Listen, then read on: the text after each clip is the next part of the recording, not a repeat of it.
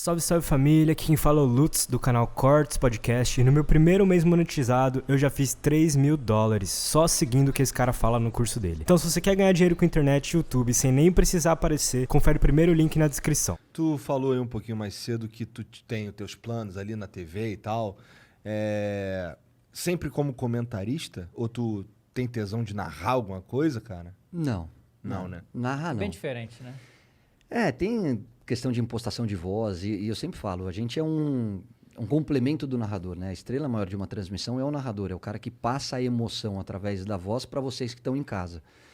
E não é fácil, é difícil, é bem complicado e não tá dentro dos meus objetivos, não. Eu quero... Mas ser comentarista é brabo também, que é fácil de falar uma merda ali, pelo menos...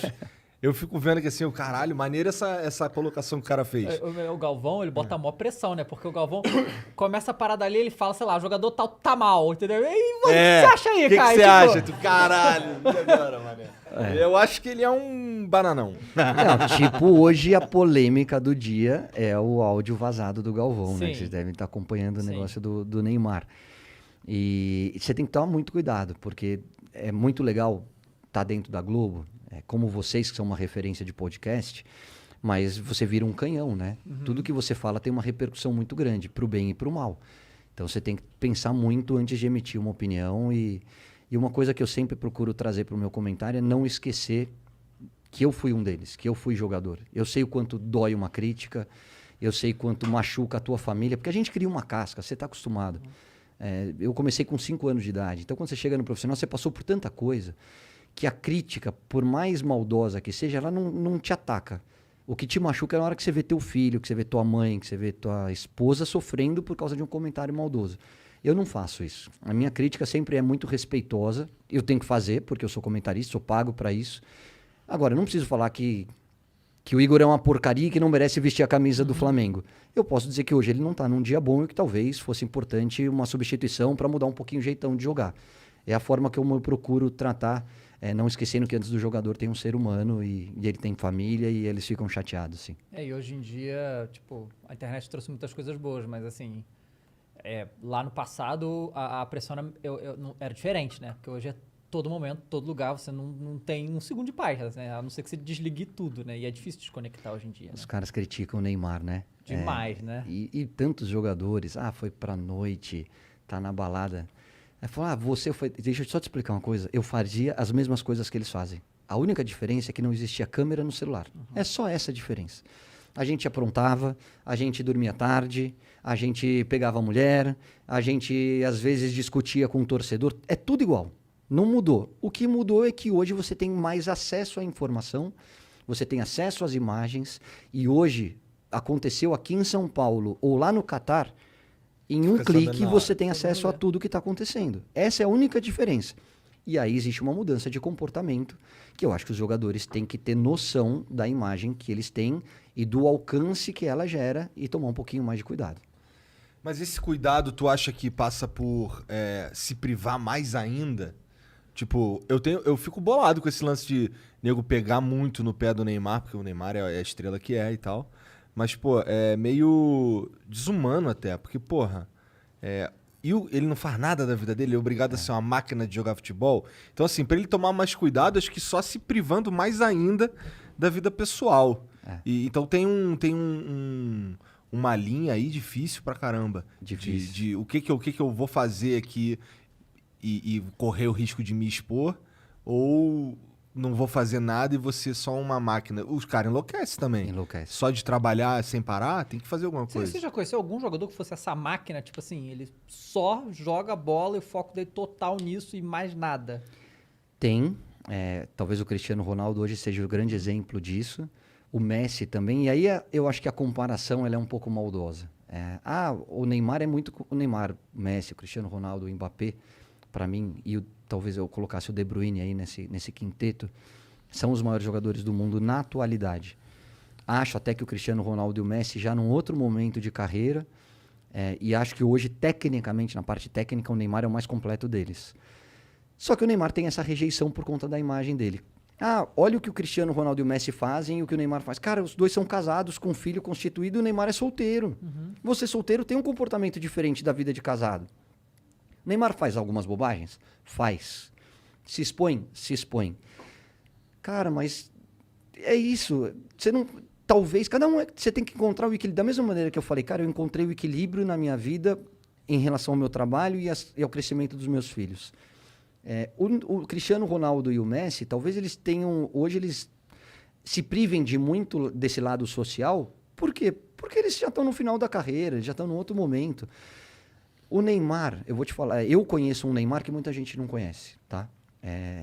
O Neymar pai, que trouxe a família para morar, da ex-esposa para morar em Paris para ficar perto do filho, que tem uma fundação que gera emprego, que gera oportunidade e que durante a pandemia não demitiu nenhum funcionário e todos eles tem as questões dos patrocínios, mas que paga do bolso dele. Então, assim, tem muita coisa legal que o Neymar faz. Pô, quando ele fizer bobagem, critica, mas também mostra o lado legal. A gente só critica. A gente chega numa Copa do Mundo e essa é a minha maior reclamação em relação à imprensa. Cara, cada um vai olhar pro seu umbigo e defender o teu país. A gente não. A gente aponta o dedo e mata o Neymar. Ah, porque ele é cai-cai, porque ele tá isso, porque ele tá... Cara, você não vê os caras da França fazendo isso com nenhum jogador da França, da Itália, da Inglaterra. Cara, a crítica, ela é construtiva. Mas eu acho que você tem que ter um certo discernimento, tem um limite. E eu acho que no caso do Neymar, as pessoas passam do limite. Volto a dizer, muitas vezes ele dá mole. Muitas vezes ele bate de frente de uma maneira que ele não deveria. E uma vez eu falei, cara, você vai ficar chateado comigo, você pode não gostar do que eu te falar, só que um dia você talvez dê importância. Você está errado por causa disso.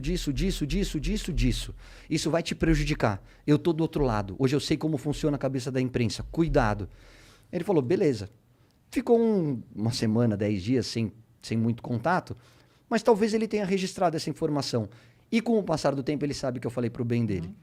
Talvez tenha entrado por um ouvido e saído pelo outro, não sei. A forma como ele digeriu o meu comentário, eu não estou dentro da cabeça dele, nem convivo com ele para saber. Mas eu, como amigo, eu acho que eu precisava falar. Eu falei.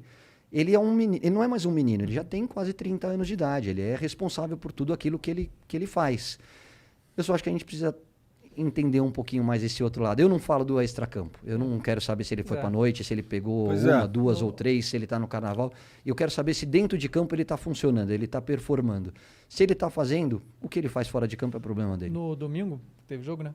Que inclusive ele não foi muito bem, né? Saiu uma entrevista dele, né? Falando que ele talvez a próxima Copa seja a última dele, né?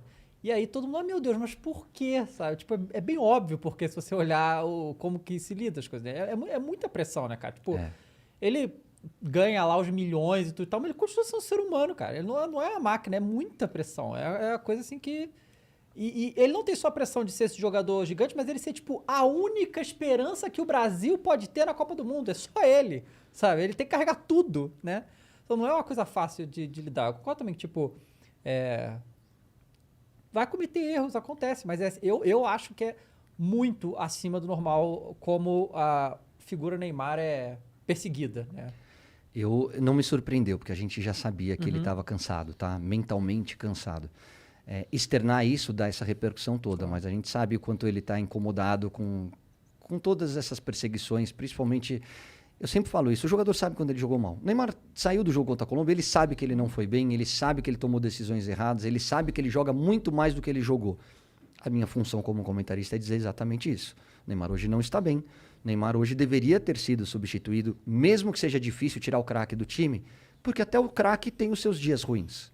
Ponto. Mas a gente sabe como ele está cansado em relação a tudo isso que a gente está conversando, que são conversas de WhatsApp, enfim. O que eu gostaria muito é que a pandemia trouxesse um pouquinho mais de reflexão em relação a esse tipo de análise, entendeu? Que a gente olhasse com o mesmo carinho que a gente olha para Simone Biles, na hora que ela pede para não disputar tantas provas onde ela é a favorita de todas, e gera uma discussão. Vamos olhar com esse mesmo lado humano para o Neymar também.